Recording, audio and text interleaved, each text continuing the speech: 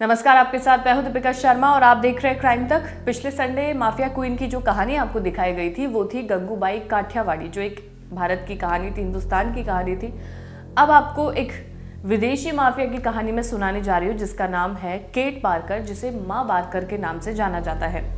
अब ये ऐसी महिला थी, एक ऐसी माफिया थी जिसने अपने बेटों को ही अपने गैंग में शामिल कर लिया। यानी कि ये गैंगस्टर थी, उस गैंग की लीडर थी और इसके गैंग में कोई और नहीं बल्कि इसके खुद के बेटे ही थे। और उन बेटों को ना इसने कभी रोका कि तुम चोरी करो या किसी का कत्ल करो या किसी को किडनैप करो। यानी कि उन लोगों को वो ये सब करने पर बहुत शाबाशी देती थी। ये एक ऐसी माँ थी, इसीलिए इसका नाम केट बारकर से माँ बारकर पड़ा। FBI के साथ इस महिला की 4 घंटे तक फायरिंग चली। यानी कि जब ये तो वो आखिरी की कड़ी है जो मुझे सबसे इंटरेस्टिंग लगी, जहाँ पर ये महिला जब पुलिस के संपर्क में आती है तो 4 घंटे तक इनकी फायरिंग चलती है, यानी कि गोलीबारी चलती है।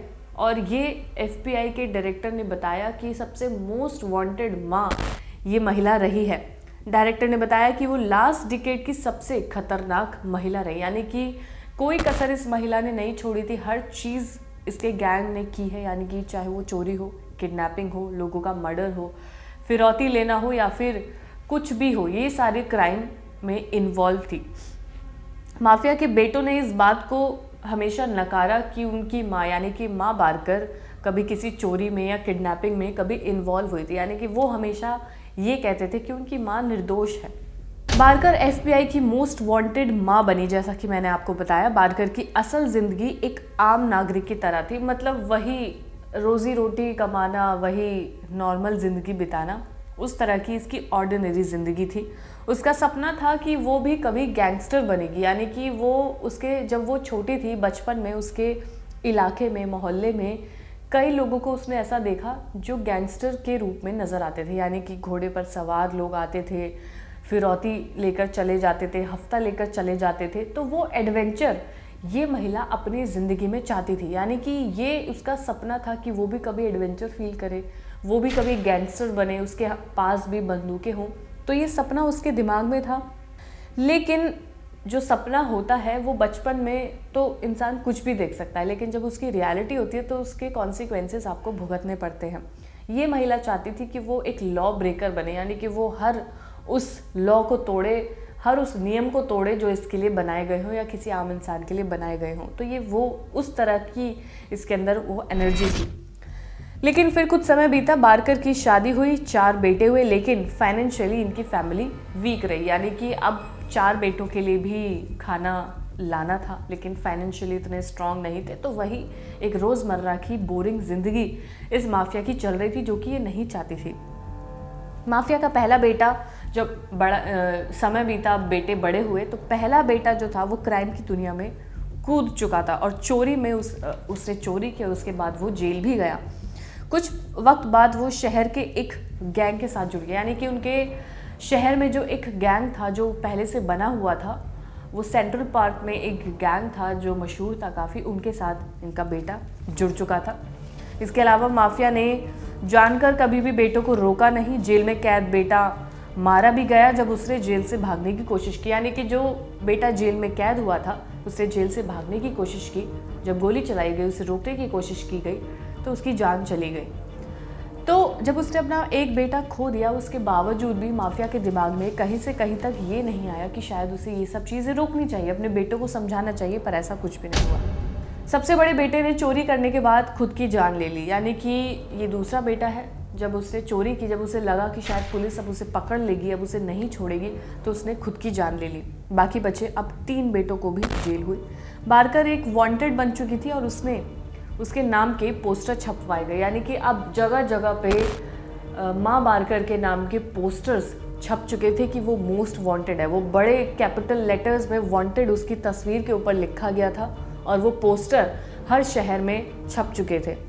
माफिया का बेटा जब जेल से बाहर आया तो अपने साथ जेल से छूटे एक अपराधी को भी अपने घर ले आया। ये एक सबसे बड़ी इसमें ट्विस्टिंग पॉइंट है। जब उसका बेटा यानी कि जब जेल में था, कैद था, वहाँ से जब निकल कर आया तो जो अपराधी उसका जेल के अंदर दोस्त बन चुका था, जब वो भी बाहर आया तो उसने अपने गैंग में उसे शामिल कर लिया, क्योंकि दो भाइयों की तो मौत हो चुकी थी, अब ये 2 बचे थे, जिसमें एक और लड़का अपराधी शामिल कर लिया गया। गैंग और बढ़ता गया और कई अपराध किए। पुलिस वालों को भी गोलियों से उड़ाया गया, जान ले ली गई। मतलब पुलिस वालों को ये नहीं डरने लगे, उन्हें मारने लगे। जवाबी कार्रवाई पुलिस वाले भी करते थे, लेकिन पुलिस वालों को भी इन्होंने नहीं छोड़ा। माँ बारकर का गैंग बड़ा होता गया और ताकतवर होता गया। बेटे जेल से बाहर आते गए और गैंग को बढ़ाते रहे। शहर का नेशनल बैंक भी लूटा और क्राइम की, यानी कि जो शहर का जो नेशनल बैंक था जिसमें इतने पैसे थे, वो बैंक भी लूटा। यानी कि इनके अंदर काफ़ी ज़्यादा हिम्मत बढ़ चुकी थी, इनका गैंग काफ़ी ज़्यादा बड़ा हो चुका था। अब इन्होंने क्या किया, शहर के 2 बड़े बिजनेसमैन को किडनैप किया और उनके लिए फिरौती मांगी। और ये कोई आम फिरौती नहीं थी, छोटी मोटी फिरौती नहीं थी।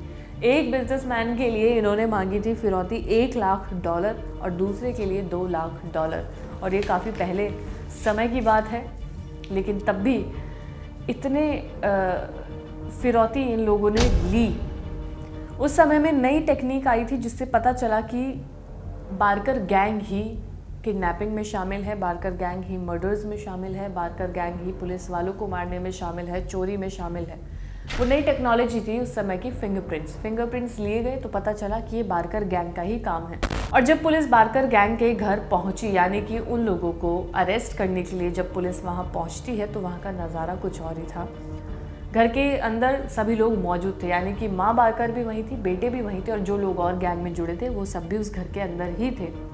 और फिर वहाँ शुरू होती है फायरिंग, यानी कि उस घर के अंदर से भी फायरिंग हो रही है, पुलिस भी जवाबी कार्रवाई में फायरिंग कर रही है। ये गन फायरिंग करीब 4 घंटे तक चली है। 4 घंटे मायने रखते हैं, जंग की तरह से मुझे नज़र आ रही है। एक स्कूल बस वहाँ से गुजर रही थी, उसने भी ये सिनेरियो देखा कि कैसे पुलिस भी 4 घंटे से फायरिंग कर रही है और अंदर से भी फायरिंग हो रही है। पूरा घर तहस नहस हो चुका था। उसके बाद जब 4 घंटे के बाद फायरिंग रुकती है, यानी कि अंदर से मशीन गन की तरह फायरिंग हो रही थी। मशीन गन थी जहाँ से गोलियां आ रही थी। जब फायरिंग 4 घंटे के बाद रुकती है, जब घर से कोई भी गोली नहीं चलती है, तब एक पुलिस वाला जिसने बुलेट प्रूफ जैकेट पहन रखी होती है, वो घर के अंदर जाता है। घर पूरा तहस नहस होता है, तोड़फोड़ हो रखी होती, क्योंकि लगातार 4 घंटे से गोलियां चल रही हैं। जब देखा गया तो माँ बारकर और उसका बेटा दोनों ज़मीन पर मरे हुए पड़े थे, यानी कि मृत पाए गए। माँ बारकर के लेफ्ट हैंड में मशीन गन भी थी जो वो चला रही थी, जिससे साबित होता है कि मशीन गन माँ बारकर के हाथ में थी, वही चला रही थी। उसका बेटा भी मरा हुआ मिलता है। बेटे के शरीर में कई गोलियां लगती हैं, माँ बारकर एक ही गोली से उसकी जान चली जाती है। माफिया के हाथ में मशीन गन पाई गई, जैसा कि मैंने आपको बताया, यानी कि वही शूट कर रही थी। अब माफिया के घर से क्या क्या बरामद हुआ वो मैं आपको बताती हूँ। 2 ऑटोमेटिक पिस्टल्स वहाँ से बरामद होती हैं, 2 थॉमसन सब मशीन गन्स बरामद होती है, विंचेस्टर राइफल ऑटोमेटिक पिस्टल वहाँ से बरामद की जाती है, 12 ऑटोमेटिक शॉट गन बरामद की गई, 12 पंप शॉट गन पाई गई। यानी कि ये तमाम चीज़ें, पूरा असला बारूद उन्होंने घर में जमा रखा था। और जाहिर सी बात है, माफिया है तो उसके घर में अगर बंदूकें ना मिले तो फिर क्या मिलेगा। लेकिन इस माफिया की सबसे बड़ी गलती क्या रही, वो मुझे आप इस कमेंट सेक्शन में ज़रूर बताइएगा। मैं अपना पॉइंट रखती हूँ, मुझे क्या लगा वो ये कि अपने लाइफस्टाइल को बदलने के लिए वो कोई और रास्ता अपना सकती थी। अपने बच्चों को इसे रोकना चाहिए था, जो कि नहीं किया। ये लाइफस्टाइल उसने अपनाया क्योंकि ये वहाँ से भी निकल के आता है कि बचपन में इसका सपना था माफिया का कि वो अपनी लाइफ में एडवेंचर देखे, पिस्टल भी हो उसके हाथ में। तो वो सपना पूरा उसने किया, लेकिन गंवाया क्या? अपने बच्चों को गंवाया, अपनी ज़िंदगी गंवाई, और फिर बदले में क्या मिला? कुछ भी नहीं। तो ये थी केट बारकर, यानी कि माँ बारकर की कहानी। अगर आप कोई ऐसा नाम जानते हैं तो कमेंट सेक्शन में मुझे ज़रूर बताइएगा। धन्यवाद।